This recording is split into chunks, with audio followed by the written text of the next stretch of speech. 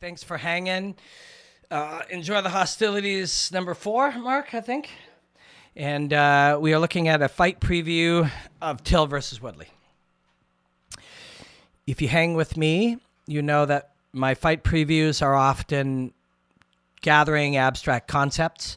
I do that because I found that there was a plateau where we were, and that's okay. It's not judgment. I just want to go further. I don't want to be bound by just comparing categories. This guy's better at this and this guy's better at that. I found that to be limiting over time, and limitations frustrate us. They create tension, but that tension is good. It makes us agitated, forces us to try to go and find new ways. So currently I'm just looking at different aspects of what we can do by looking at these fights to learn about the bigger picture of fighting itself.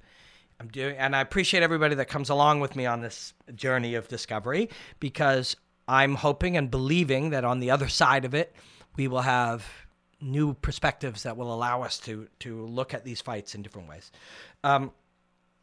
So in Ask Robin Black, people asked, Michael O'Brien asked about Tyron Woodley's KO power. We're going to get to that in just a second. But let's just first look at, let's put out on the table some of the basic things that we know about this fight.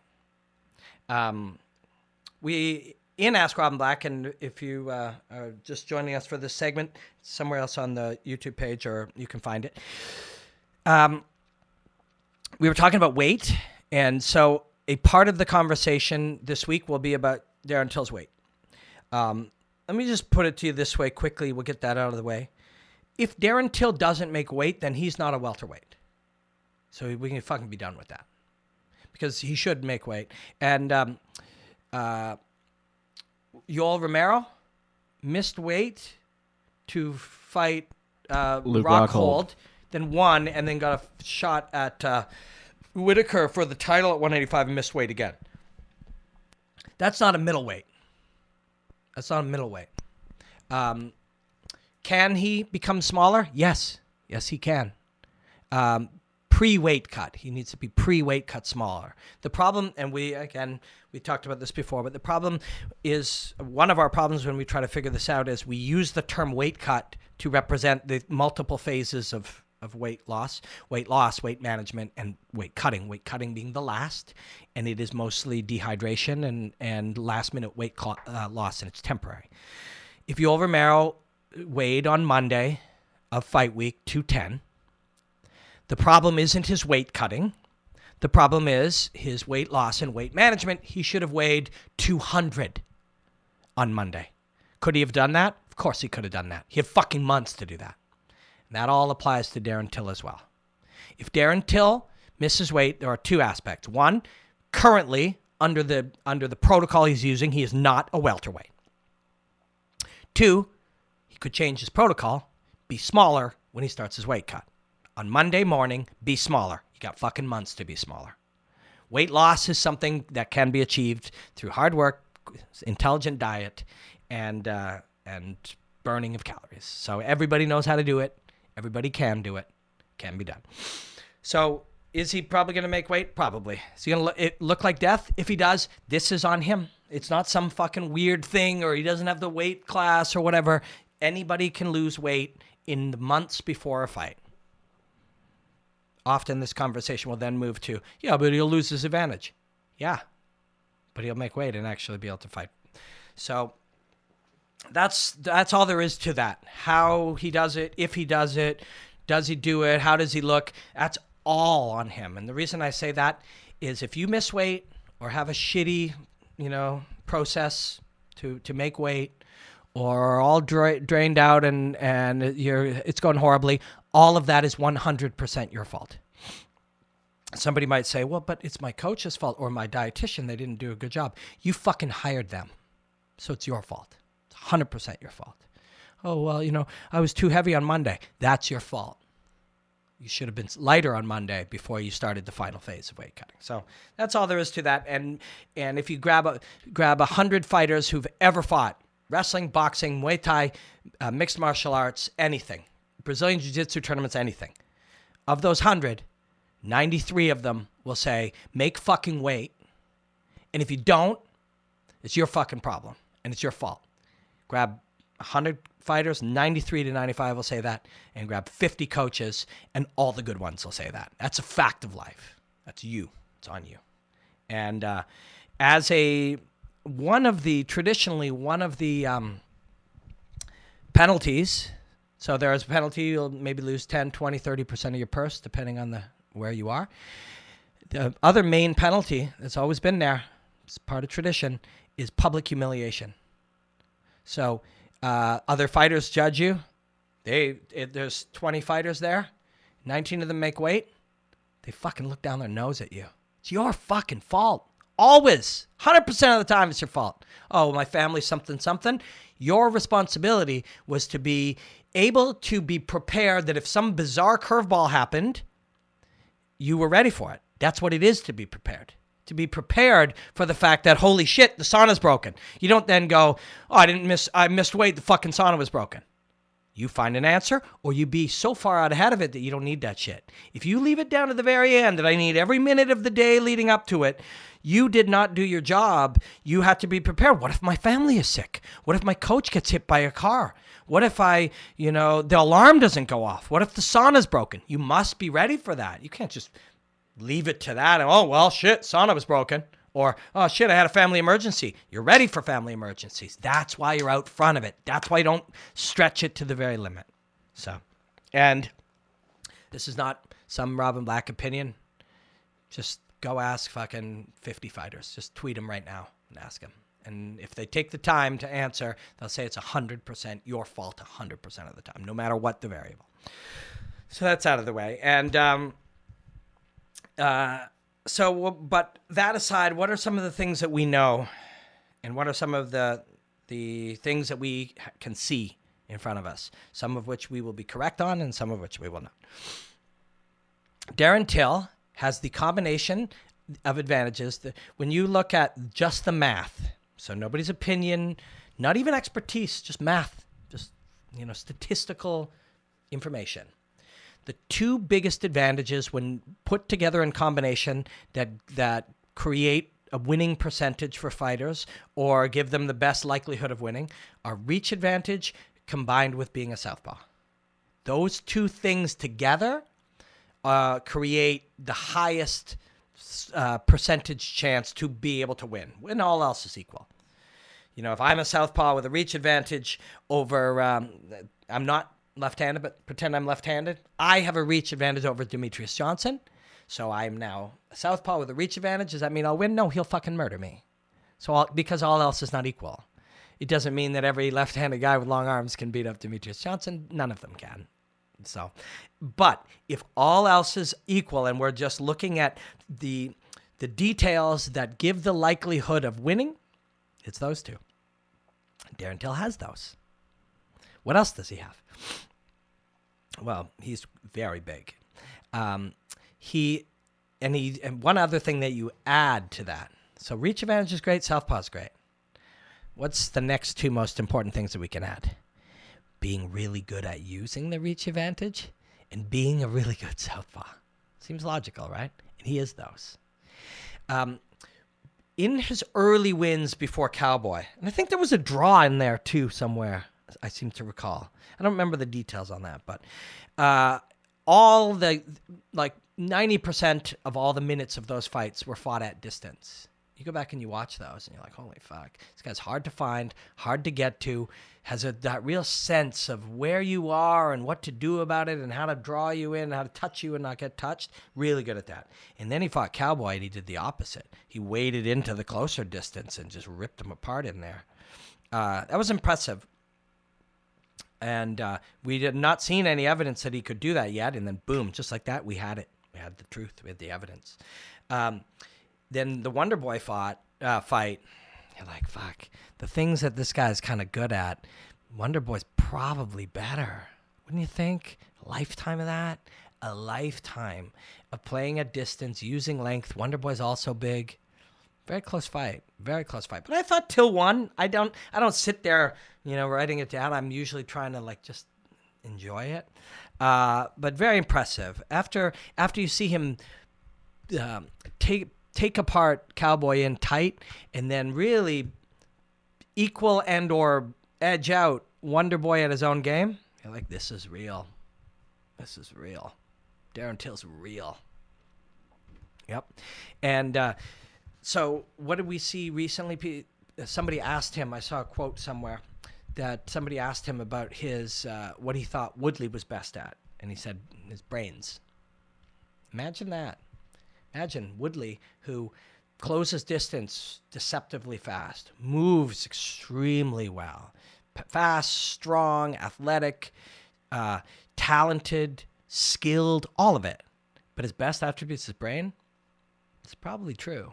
It's also very, very scary when you think about it. It's hard to picture how this fight will go. In the early days, what we would say about Tyron Woodley was that he closed distance extremely well with huge punches that hurt people, and he wrestled really well and got on top of you and beat you up. And we saw those things in small doses against Wonder Boy.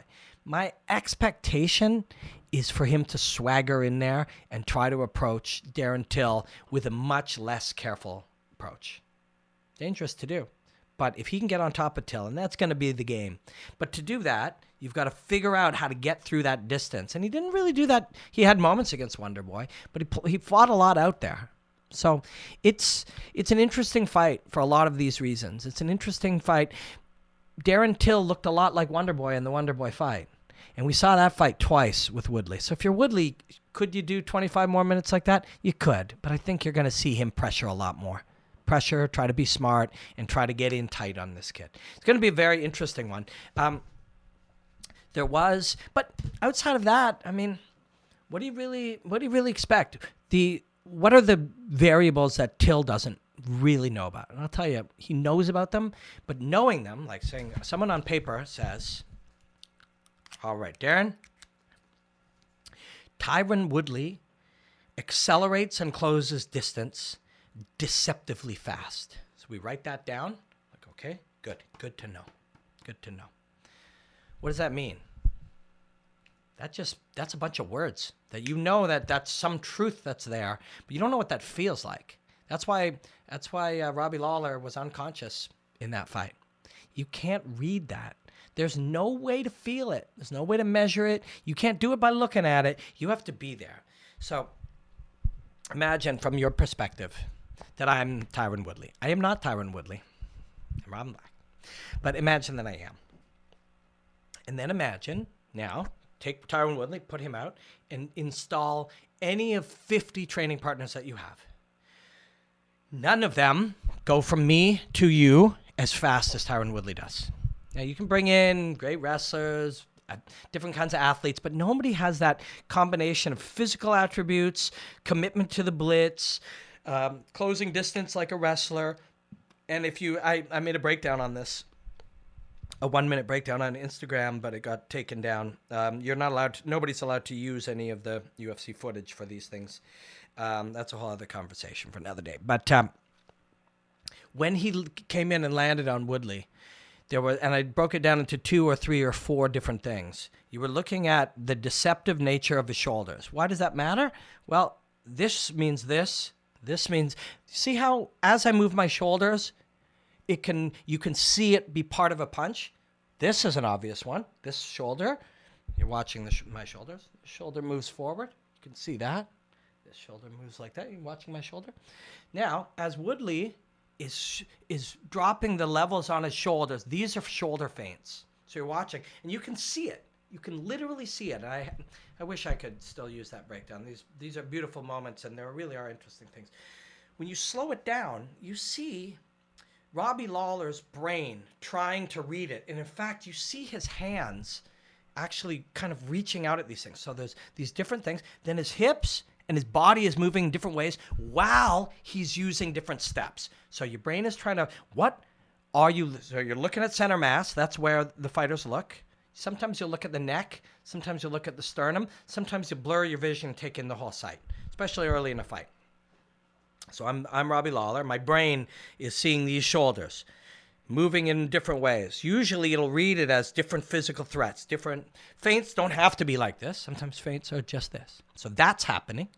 My hips, I'm moving up and down, slightly changing my level. So now my brain has to be like, which, if any of these punches are happening, is this man going to try to take me down? Because he's going up and down. So my brain, after millions of rounds, or tens of thousands, or I don't know how many thousands of rounds of fighting, he's been in with sparring, training, all this thousands and thousands and thousands and thousands of rounds. Your brain has been trained this way. So it's seeing the threats of the shoulders, it's seeing the threats of the up and down, and all of that is camouflaging the footwork. So he literally, and it's all happening faster than anybody that you've ever had to do any of this with. And when you watch that fight, so maybe the way to do it, my breakdown is gone, but maybe the way to do it is go find it on Fight Pass and just watch the whole thing slowly. And first, watch Tyron Woodley's up and down. Then watch which way the hips go. Then watch which way the shoulders go. And then watch the feet. And then watch where the hands are. And then, after you've done all that and been like, holy fuck, all those things are things that my brain is trying to read, then watch Robbie Lawler. And what you'll see is as he's retreating, focused, highly focused, trained, very fast, you see him actually responding to some of those threats carefully. And then it all happens so fast and that hand is on him. It's not just a big, fast punch. It's an incredibly fast punch while closing the distance with deceptive footwork, while making the brain overloaded with all of the possibilities of what's coming. It's fucking incredible. You have to be in there to experience that. You have to experience it. You have to, I mean, even Stephen Thompson, after experiencing it many times, Woodley was still able to get to him at different points, still able to, and now, if I get you doing all that and I don't land, now your brain is trying to deal with that, you got to worry about my takedown. And it's really, that combination has always been a part of it. Used to be, I'll throw the right hand. If you react, I'll take you down. I'll fake the takedown. If you react, I throw the right hand. Principle's still there, but we're adding dozens and dozens of other threats at the same time. That's what Woodley's doing. And he's doing it with incredible athletic platform. And also goes to show, like, just the preparation that he took and, Yeah. like, the expertise. For sure. For one, going to Duke. Yeah. Second, bring in training partners like Sage and Raymond Daniels sure. and things like that. To like, read that, because Yeah. he's trying, you have to read that in him, and you have to do it quick because there's not footage of all that. He's now reading all the footage of Wonder Boy, and he's doing the same thing with Till. And so I put that breakdown up, and Duke Rufus shared it right away. And I showed all the little micro feints, and Duke Rufus shared it immediately. And he talked to me about it when I saw him. Where were we? Where was the last place I was? Just Giuseppe was there. It was in Canada. It was Calgary. Calgary. Yeah. Yeah. So I talked to Duke a lot about it. It's like, fuck, man, I don't know how you see that, that's a huge compliment. But it's all there. Brain's trying to figure all that stuff out. Can't prepare for that. So if I'm Darren Till, I'm either trying to just land my left on a weird trajectory as that's coming in, because if you shell, and so Lawler was trying to deal with it, trying to read it, and boom. Your answers are just get the fuck out of there. And even that's hard because the ability to close distance is happening so quickly that you might not get away, or you try to interrupt them doing it and you actually move into it. It's dangerous, but maybe you do it. If that happens, one of them maybe goes to sleep in that first half a round. If it's Woodley, it's hard to imagine that happening, but it can happen. Then we're like, oh my God, Till's one of the greatest ever. But really, it was the creation of that moment. Till is fucking great. And if it's Till, it was the decision to try to navigate the threat by attacking it back, just resulted in that. So we got 25 minutes, or we got the first 7.5 minutes before they understand each other. If after those 7.5 minutes they understand each other, it may look a lot more like those Wonder Boy fights for both of them.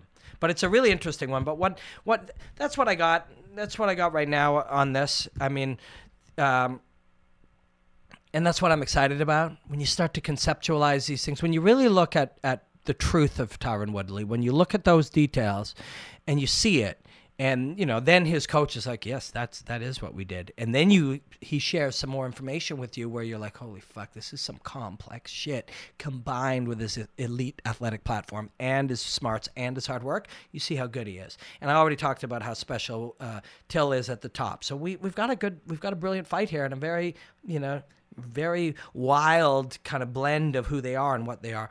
I do want to touch on something Michael O'Brien asked me earlier in Ask Robin Black. Does it seem like people are overlooking Tyron Woodley's KO power because he's had 3 decisions in a row? People treat it like striker versus grappler, but I don't think people are forgetting about Tyron's hands. Just very quickly, who cares what people are saying? Who cares? What are we saying? What are you saying? What are you saying? Doesn't matter what they say. Doesn't matter what they think. Doesn't matter what the global conversation is. Doesn't matter what the narrative is.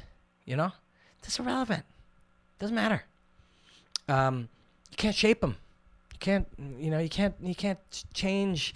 If you could change the narrative, we would be able to sort out who's ever having problems between watching news and yelling at politics.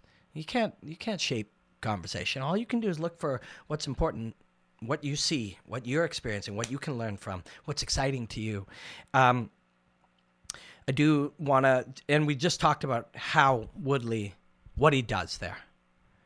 Feints, up and down, multiple threats, closing distance, athletic platform. All of that is how he knocked out Robbie Lawler. Not KO power. And I know my goal is to break some of these structures that we're in and break through some of these plateaus. And a lot of these plateaus, the way to break through them is to show a flaw in our thinking so it reveals how we can look at them differently. But when we talk about power or chin or KO power or knockout power or any of these things, if I take just name me at random some fighter average 20, 30th ranked welterweight. Anybody or any weight. That's Elias Theodorou. Yeah. Okay. He's a middleweight and he's a friend. Let's take some other. Who was he about to fight? Antonio Carlos Jr. Antonio Carlos. Is it Carlos? Carlos. Carlos Jr. Yeah. Shoeface. If we take these two men, or any single 185 pounder in the UFC, and probably the next 50 outside of the UFC, the top 50 outside of them, and we stand them up, on any side, both feet planted, standing here, and we get the other one to take a right hand and hit him the way he hits pads, he goes to sleep. 100% of the 185 pounders in the UFC, if the other guy just stood there with his hands down, with his feet there, and he hit him, he would be knocked unconscious. Every one of them, all of them. When you see, and because whether you train or you just spend many hours in a gym, what you see is that when people are holding mitts and there is no stress or no pressure or no danger or no confusion or no fatigue, every single one of these people can deliver their power hand with a knockout to every single other one of them. So why am I bringing that up? I'm bringing it up to show you that one punch knockout power and or chin are just slang. They're not actually things. They're not actually enough information. If we want to break through that plateau of learning and gather more information and enrich our understanding, we have to understand that every single last one, first let's just accept what I'm saying as true, just for the sake of this argument. Elias Theodorou, Antonio Carlos Jr., or any other 185er, if the other one stands with his feet here and he throws his power hand, just hits mitts for a couple of minutes, takes a breath, and winds up and hits him, they both go to sleep. Well, they don't both go. The one hits and the other goes to sleep. Why does that matter? Well, under our understanding of who has power and who has chin, that means that every single person has knockout power, if you agree that this is true. And trust me, it is. Please trust me. And that means that every single one of them has a weak chin. So please just accept that what I'm telling you is true. And then let's work from there. Now, why would we look at that? That means that our the way that we're humans, we're trying to categorize everything. It's what we do. It's why we were on the moon, and it's why we invented the fucking internet. It's a nature of how we're trying to make sense of our world around us. It means that everybody has knockout power and everybody has a shitty chin. But we know that's not true. But what that means is that our way of describing this or discussing this or analyzing this is flawed. Now, your answer to that might be, well, of course, if he's just standing there, then that guy has this. And of course, if he's just standing there and he hits him as hard as he can, but that's the point. Who has knockout power? Why does he have knockout power if we've just decided that under that circumstances, everybody gets knocked out? That means there must be another element. That's what I'm getting at. There must be another element other than how much do I hit and who goes to sleep. So then, if we discuss it a little further, you'll be like, well, yeah, if they're moving around, it's different. Okay, so it's not just power then. And it isn't just your chin. It's power and chin and moving around. Now, right? For this to make sense. And then it's, moving around, but if we move only forward, backward, and we do that, and it's like only have a little bit of movement, it's like, okay, then it's more movement. Then we go, well, what else is it? Well, it's fatigue. Who's tired? Okay, I'm tired now. So now let's take the same thing. I'm Elias, and I'm going to fucking hit Antonio. He's standing in through. I'm going to run a marathon first, and then I'm going to hit him. I no longer have knockout power. Does that mean I have no knockout power? Does that mean he has a badass chin? No, it means there's something else at play, right? Fatigue is now at play. So now we've got how he's moving his feet or where he's moving his feet, and we've got fatigue. Now I'm going to do it, but he's going to be under a shell. Oh, well, that mattered. I didn't knock him out now. So now it's how he's moving his feet, how he's got his defensive systems up, how fatigued I am. And then later, I'm fatigued, and I hit him once, and he doesn't go, but I hit him 4 more times, and then he goes. Oh, it's how many times I hit him. So as we do this, as we use these tools, we look and we go, wait a second, there's no such thing as knockout power or chin on their own. They're all informed and shaped by these things, by creating the moment. Somebody will say, but, if I hit him here, will he get knocked out? Or if I hit him here? Okay, so then it's going to be the target, the little moment of the target. Oh, this does knock you out, but this does not? Okay, so it's not just power now. It's not just power. It's moving your feet and defensive systems and fatigue and where the shot lands on the shape of your head. Oh, and if it lands this way and my chin shakes, so it's also where my head is in space. As you put all these things together, you go, wait a second. Tyron Woodley doesn't have KO power. Everybody has KO power. So what is it he's doing? And that's where we get to that point. It's like, oh, big power. No, it was the setup. It was the acceleration. It was the hide. It was getting the reaction. It was where he landed it. It's many things.